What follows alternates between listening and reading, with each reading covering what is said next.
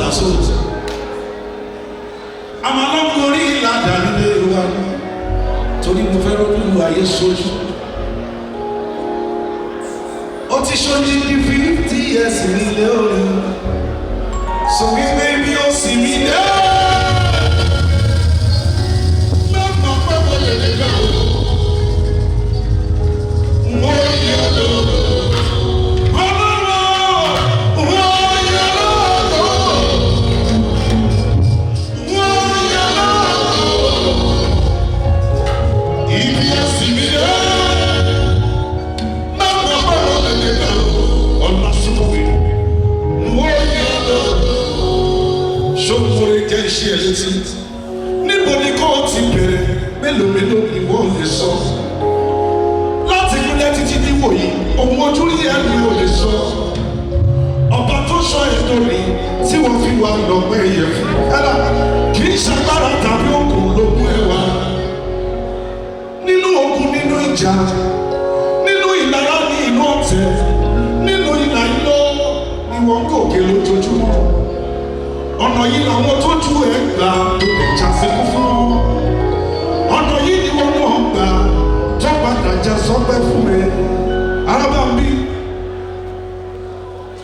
bí èrè ò bá ṣí ajẹ́pẹ́ ò yá aláìmọ́rí sórí ibi tó ti bẹ̀rẹ̀ ǹjẹ́ o ronú ibi tó bá ẹ̀ dé láyé bí èrè ò bá ṣí ajẹ́pẹ́ ò yá aláìmọ́rí ìwọ náà lè pírẹsidẹ́ntì fẹ́ rí ẹ gómìnà fẹ́ rí ẹ orí ọ̀fẹ́ tó ní nílé orí kò sẹ́ni tó nínú rẹ̀ nírú wa arábàbí ẹni ẹ má ṣe lọ́dẹ tí o dúpẹ́ obìnrin ò dàbí ọlọ́ṣà onílẹ̀ lọ́dọ̀ sọ wípé mo robi tí mo ti bẹ̀rẹ̀ èmi robi tí mo bá dé bí ẹni ò má ṣí láti máa yọ ajẹ́pẹ́ mo yá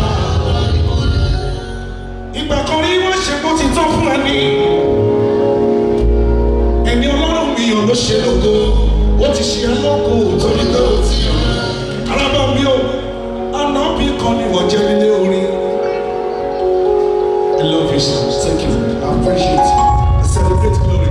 Thank you. Thank you everybody.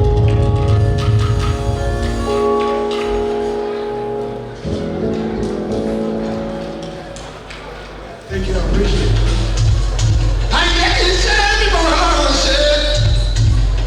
Please subscribe to Facetv Africa and turn the notification on. Facetv Africa, ẹ jọ̀ọ́ ẹ subscribe ẹ hẹ́tẹ̀. Face TV was Swoby.